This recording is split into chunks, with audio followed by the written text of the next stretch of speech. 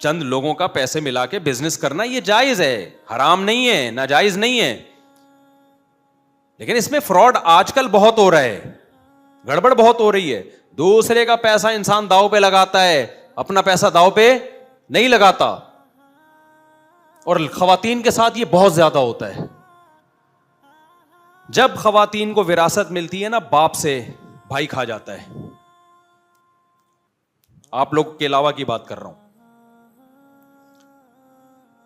मैं, तो लोगों को मशवरा देता हूं, खासतौर पे खवातीन को, जब तुम्हें तुम्हारे वालिद से विरासत मिले उसको छुपा लो, किसी को, अपने भाई को भी मत बताओ।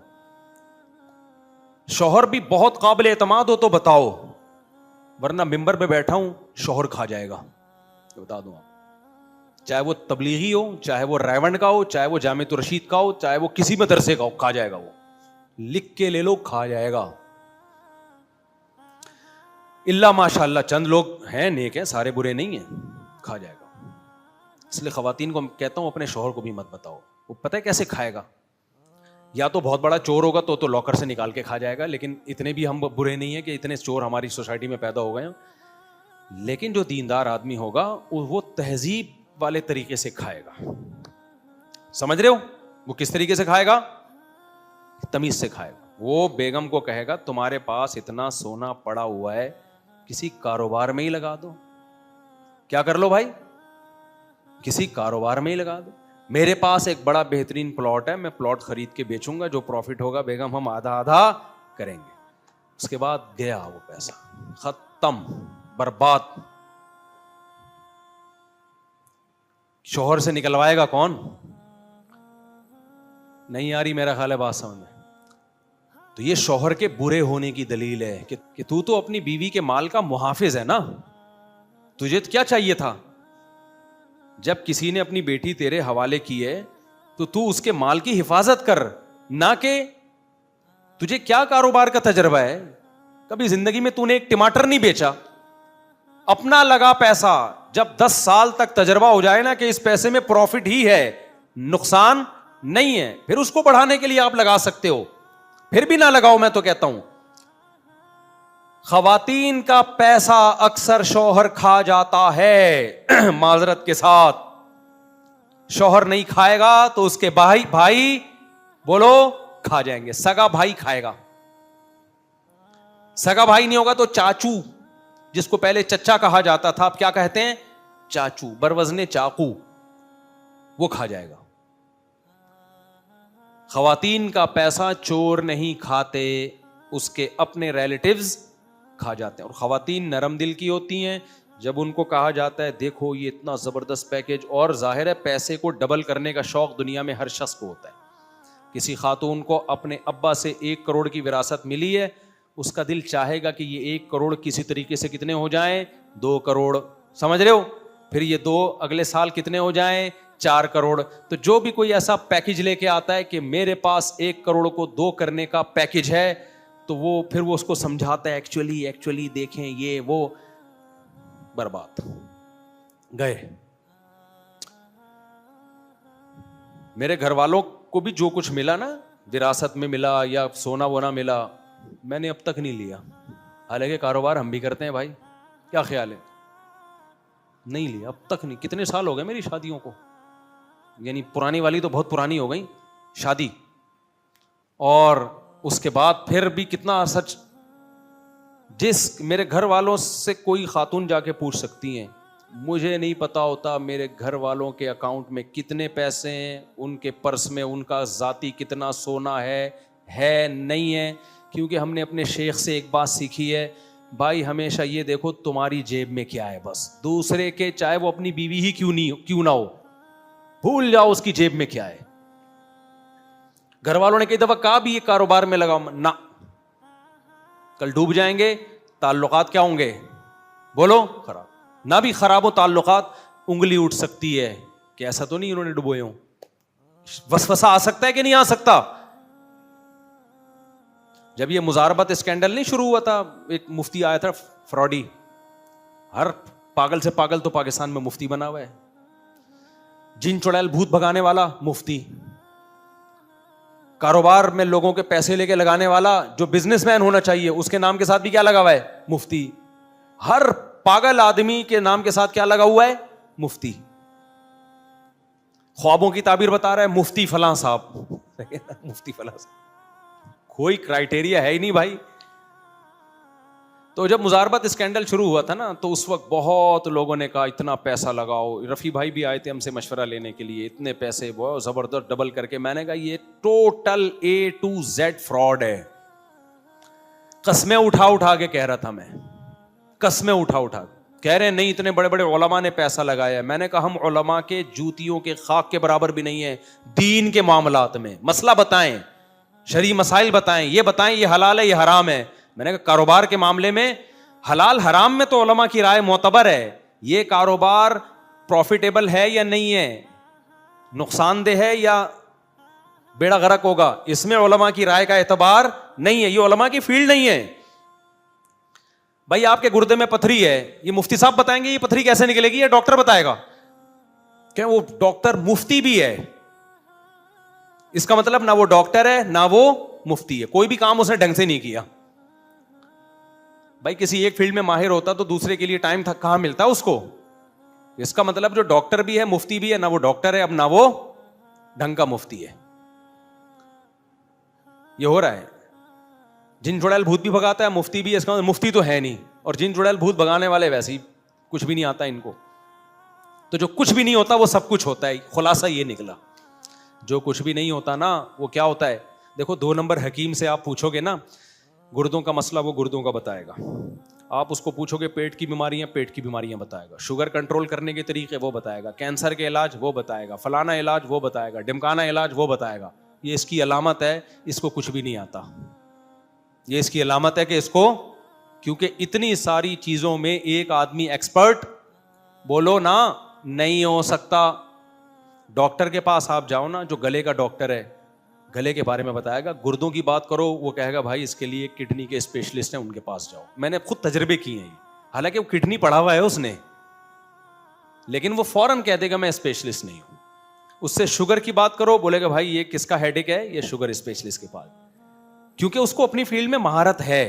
इसलिए वो कहता है आप गला कान नाक कान हलक के मसाइल मुझसे पूछें काइंडली। आप हार्ट पेशेंट हैं तो ये मेरा टॉपिक नहीं है। लेकिन पाकिस्तान में पत्थर उठाओ हकीम निकलेगा, पत्थर उठाओ डॉक्टर निकलेगा। हकीमों में भी फ्रॉड है, डॉक्टरों में भी, हर जगह है। और अच्छे भी हैं, हकीमों में अच्छे भी हैं, डॉक्टरों में भी अच्छे हैं।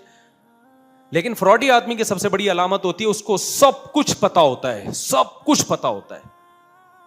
तो जिसको मेरे भाई सब कुछ पता है, इट मींस उसे कुछ भी नहीं पता।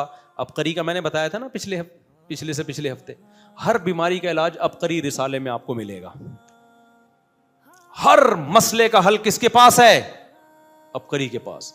इसका मतलब किसी मसले का हल खुदा की कसम अबकरी के पास नहीं है, तभी हर मसले का हल है उसके पास। हाय हाय, जब मैंने बयान किया ना अबकरी के बारे में, तो किसी ने कहा आपके फलां बुजुर्ग उससे बहते हैं या फलां ने खिलाफत दी हुई है। भाई वही बात आ जाती है, हम उलमा के कायल हैं इल्म में। इल्मी बात कोई उलमा से नकल करके हमें बताओगे हम मानेंगे। ये रूहानी आमिल टोपी ड्रामे और ये जो चीज़ें आ रही हैं ना मार्केट में, जो उलमा की फील्ड ही नहीं है, इसमें भाई उलमा से थोड़ी पूछा जाएगा कहाँ पैसा लगाया जाए कहाँ नहीं लगाया जाए। मुझसे लोग आके मशवरा लेते हैं बिजनेस का, कारोबार का। मैं कहता हूँ खुद तो डूबे हैं सनम, तुमको भी ले डूबेंगे। हमने तो कारोबार में बहुत पैसा बर्बाद किया। हमने कहा हमसे बस ये तजर्बा सीख लो कि अपना पैसा किसी को कभी भी मत पकड़ाओ, ना अपने अब्बा को ना अपने भाई को। अब्बा को भी मत दो, अब्बा को देना है तो हदिये की नीयत से दो। मेरे वाले साहब इतने अच्छे हैं, ये लें अब्बू आपको गिफ्ट, इस तरह दो, सवाब मिलेगा। कारोबार के लिए अब्बा को दे दिए पैसे, सिवाय उन अब्बा के जो यहां बैठे हुए हैं, उनके अलावा की बात कर रहा हूं। अब्बा को दे दिए तो बस गए, अब नहीं मिलते, क्योंकि वो तो अब्बा है। वो कहेगा तेरा बापू निकाल के दिखा। सही है ना? अब वो कौन निकालेगा? अब्बा से लड़ेगा कौन? समझते हो गए नहीं समझते? तो वो क्या बात कर रहा था, मैं जल्दी से बात को कंप्लीट करूं, वो बातें इधर उधर बहुत जा रही हैं। तो वो कारोबार की बात कर रहा था ना, बहनों को लूटा जाता है हमारी सोसाइटी में। भाई पैसा लेके लगाते हैं, डुबो देते हैं। जब विरासत मिलती है तो छोटे नाबालिग बच्चों का माल बर्बाद होता है, नाबालिग बच्चों का माल बर्बाद होता है। हाँ, मुजारबत स्कैंडल की बात कर रहा था। इतना मैंने लोगों को मना किया, मैंने कहा भाई पाकिस्तान है, इतना काफी है फ्रॉड होने के लिए कि पाकिस्तान है। इतना बड़ा बिजनेस, एक आदमी पैसा दे रहा है डबल करके वापस। ये तो यहूदी इतना प्रॉफिट नहीं देता। लोग अंधे हो गए थे भाई, ना ना ना ना ना। मुझे बुरा भला कहना शुरू कर दिया लोगों ने, मुझे बुरा भला कहना शुरू कर दिया। मैंने कहा भाई ये बहुत बड़ा स्कैंडल बनेगा, इससे दाढ़ी वाले बदनाम हो जाएंगे ना। ऐसा हवस उस वक्त लोगों के दिमागों पे भूत सवार था ना। नहीं भाई, इधर 1 करोड़ दो, उधर 2 करोड़। वो भी बड़ा ड्रामेबाज था फिल्म, इधर से दे रहा है, उधर से 2 करोड़ दे रहा है, इस नीयत से कि फिर 4 करोड़ देगा ये। सही है ना? जब 1 करोड़ के 2 करोड़ कोई बना के आपको दे दे, तो फिर जिसके 2 करोड़ बने उसको 2 को 4 करने का दिल नहीं चाहेगा। हवस तो कभी दुनिया में खत्म नहीं होती। नबी सल्लल्लाहु अलैहि वसल्लम की सही हदीस है, अगर इंसान को, बुखारी मुस्लिम की हदीस, इंसान को सोने का भरा हुआ जंगल दे दिया जाए ना, तो वो चुप करके नहीं बैठ जाएगा भाई सोने की वादी है। वो कहेगा काश ये ऐसी 2 वादियां और हों। फौरन बिजनेस का सोचेगा वो कि यार इसको डबल किस तरह करूं मैं। फरमाया वलन यमला अफाहु इल्ला तुराब, इंसान की तोंद कब्र की मिट्टी के अलावा कोई चीज नहीं भर सकती। किसी का बाप भी नहीं भर सकता ये तोंद, जब तक कब्र में मिट्टी नहीं घुसेगी मुंह के अंदर। एक उसूल बना दो भाई, दुनिया मुसाफिर खाना है। जितना मेरे अल्लाह ने इज्जत के साथ रोजी रोटी दे दी, बस मेरा पेट उससे भर गया, खत्म। पापों से भरे अल्लाह, सूखी रोटी से भरे, हम राजी हैं अल्लाह की तकदीर पे। जाओ ऐसी की तैसी, नहीं है घर भाड़ में जाए, नहीं है जाओ रेडी पे सोएंगे, टमाटर बेचेंगे। समझते हो? जब तक खोपड़ी में ये चीज नहीं बिठाओगे ना, घटिया तरीके से पैसा कमाते रहोगे हमेशा। दुकानदारों को देखो ना, कुछ तरीके पैसा कमाने के नाजायज होते हैं, कुछ नाजायज नहीं लेकिन गैर अखलाकी होते हैं। इतना ज्यादा कस्टमर के पीछे भागना, ऐसे जैसे भीख मांग रहे हो। यार छोड़ दो उसको यार, जो तुम्हारी किस्मत का कस्टमर होगा तुम्हारी दुकान पे आ जाएगा। तुमने इश्तिहार लगा दिया, लेकिन आप देखो कस्टमर के पीछे पीछे पीछे पीछे, सर आप आइए, प्लीज आइए, प्लीज आइए। होटलों में देख लो आप क्या हो रहा है, कोई बंदा गुजर रहा है उसके पीछे पीछे जा रहे हैं, हमारे होटल में घुसो। भाई छोड़ दो यार, क्यों भिखारीपन? भीख मांगने का ये भी एक तरीका है।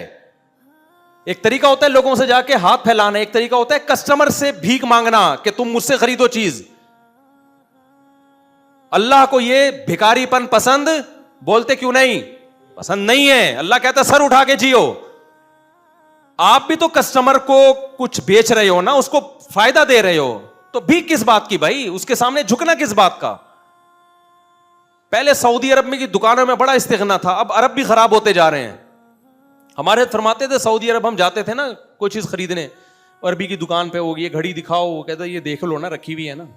सही है ना? एक आध दफा दिखा दी, उसके बाद लेना है लो, नहीं तो पतली गली से निकलो। कहा यहां क्या होता है? पीछे पीछे भाग रहा है, फोन आएगा, ले रहे हैं काइंडली।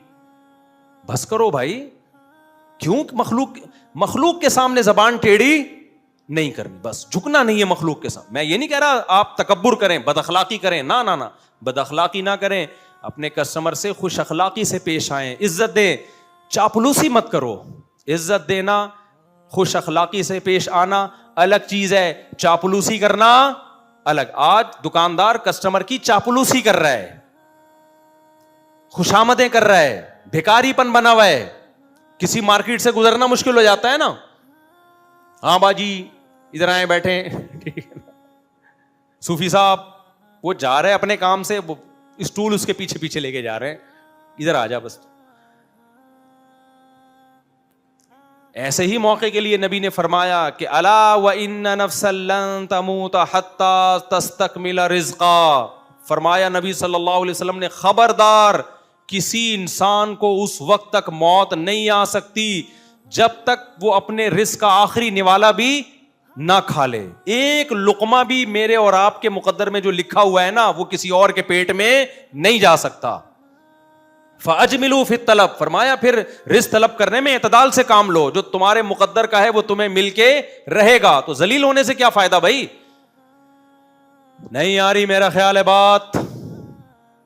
मत अपने चेहरे को लोगों के सामने जलील करो। मत भीख मांगो लोगों से, मत कारोबार के नाम पे उल्लू बनाओ जब तक अपना है। मैं दोबारा वाकया रिपीट कर देता हूं, किरदार को मैं चेंज करता हूं ताकि जिसका वाकया उसके समझ में ना आए। हमारे एक दोस्त ने फोन किया, वही कारोबारी मशवरे के लिए। मैंने उनको कहा भाई मैं कारोबारी मशवरे नहीं देता, ठीक है मेरा कारोबार होना अलग चीज है, लेकिन मैं कितना कोई एक्सपर्ट थोड़ी हो गया हूं कि मैं एक ऑफिस खोल दूं, लोगों को मशवरे देना शुरू कर दूं। तो वो कहने लगे कि जी मसला ये है कि हमारे एक बहुत पुराने दोस्त हैं, उनके कारोबार का करोड़ों का हो गया है नुकसान। ये खूब वाकया गौर से सुने, ये वाकयात बराए वाकयात नहीं है, ये कुरान और सुन्नत ही की तालीमात को आज के वाकयात की रोशनी में मैं आपके दिमागों में डाल रहा हूं। समझ रहे हो? क्योंकि आज के वाकयात से वो कुरानी तालीमात ज्यादा अच्छी तरह समझ में आएंगी, 1400 साल पुराने वाकयात से उस तरह समझ में नहीं आएंगी। मार्केट में हो क्या रहा है, और ये मशवरा इसलिए उनको दिया और आपको बता रहा हूं कि सब इसको एक बात समझ में आ जाए।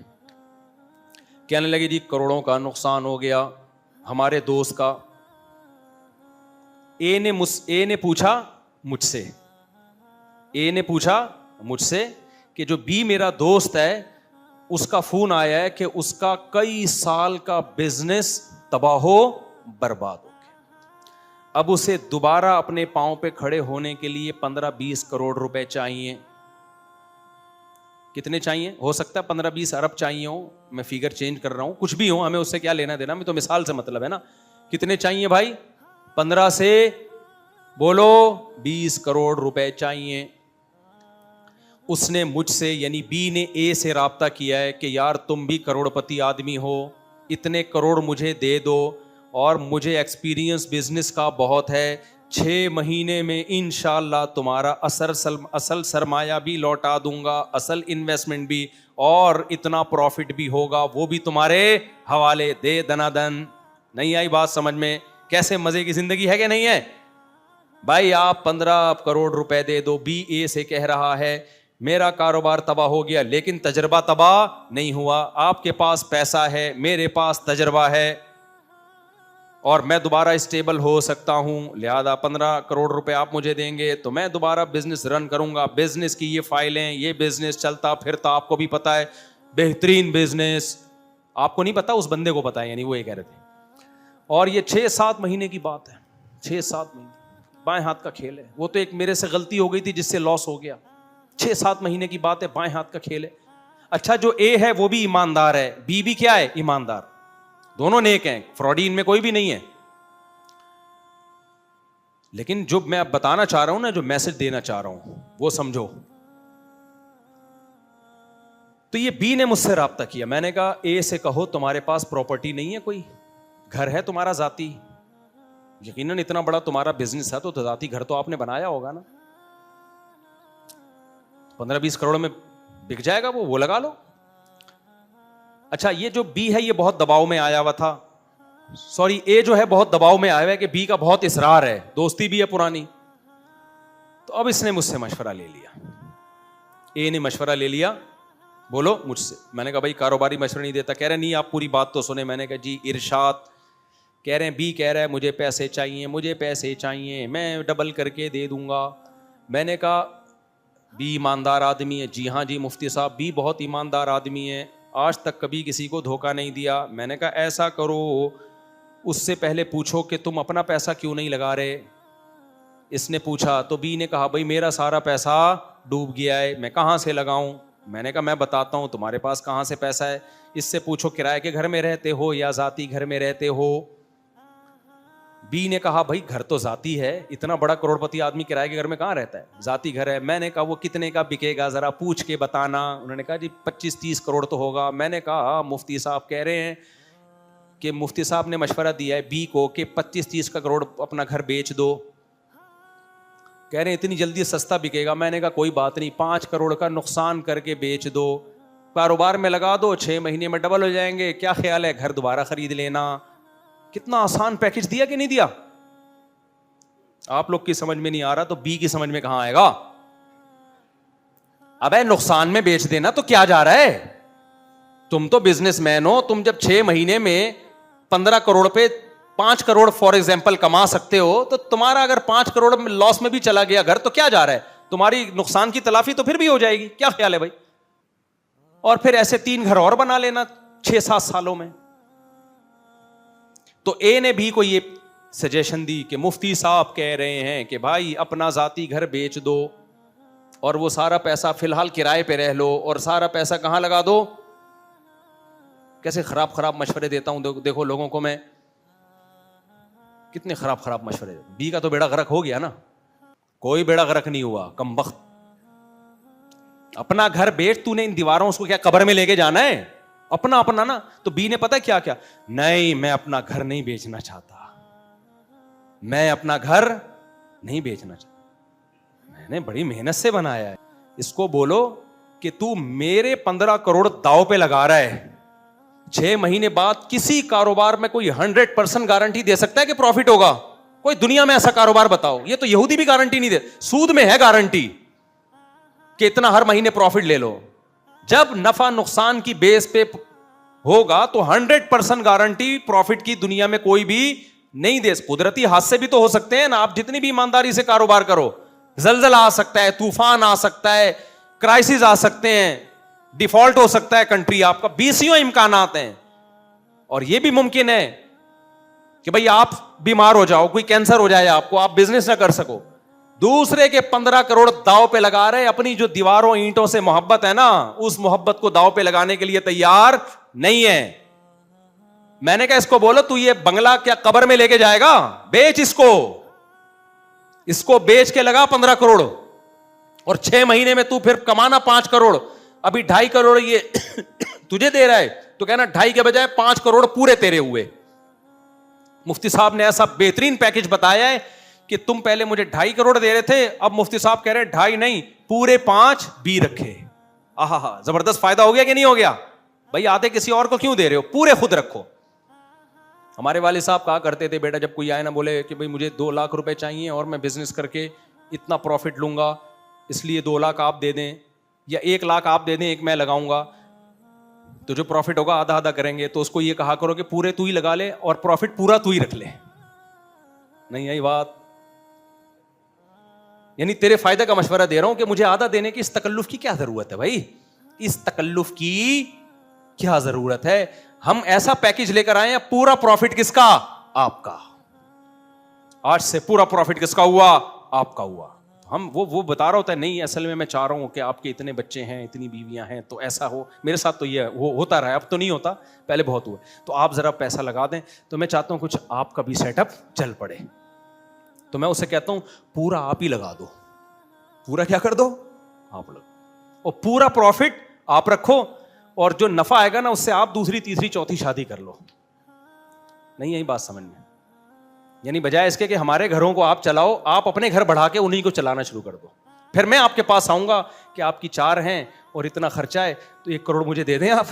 ठीक है, मैं चाहता हूं कारोबार में पैसा लगाऊं, आधे आपको दे दिया करूं ताकि आपका घर भी चलता रहे। फिर देखता हूं तू निकालता है कि नहीं निकालता पैसा। ये ड्रामेबाजियां क्यों हो रही हैं खूब समझो। मेरा मकसद ना ए की गीबत है ना बी की गीबत है। मेरा मकसद ये कि बी के दिल में लालच है, जरूरत नहीं है। ये क्या है? जरूरत होती है कैंसर हो गया खुदा ना ख्वास्ता, इलाज के पैसे नहीं है, टांग टूट गई जुड़ नहीं रही, इसको जरूरत कहते हैं। ये हवस है कि मेरा जाती घर ना बिक जाए। क्यों ना बिक जाए? तेरा जाती घर लोग किराए पे नहीं रहते क्या है भाई? वो पागल है क्या? और बेहतर नहीं है कि हम इतना ताउन किसी के साथ कर रहे हैं तो किसी गरीब को घर दिला दें हम? तुम्हारे पास घर तो है ना, बहुत से लोगों के पास तो किराए के देने के लिए घर नहीं है, पेड़े खाने के लिए हर आदमी आया हुआ है। तो भाई मेरा मकसद ना ए की गीबत ना बी की गीबत, मेरा मकसद आपको बताना, ये खुददारी पैदा करो अपने अंदर। क्या पैदा करो? खुददारी। अपना खाओ, अपना कमाओ, किसी की जेब पे नजर मत रखो। और इसकी अलामत क्या है? आपका दोस्त अपनी पूरी आमदन आपको बताते हुए हिचकिचाए नहीं। अगर आपके रिलेटिव आपको अपनी पूरी तनख्वाह, पूरी आमदन बताते हुए हिचकिचा रहे हैं, इसका मतलब वो बुरे नहीं है, आप बुरे हो। उनको आपसे खतरा है कि अगर इनको बता दिया ना मेरे पास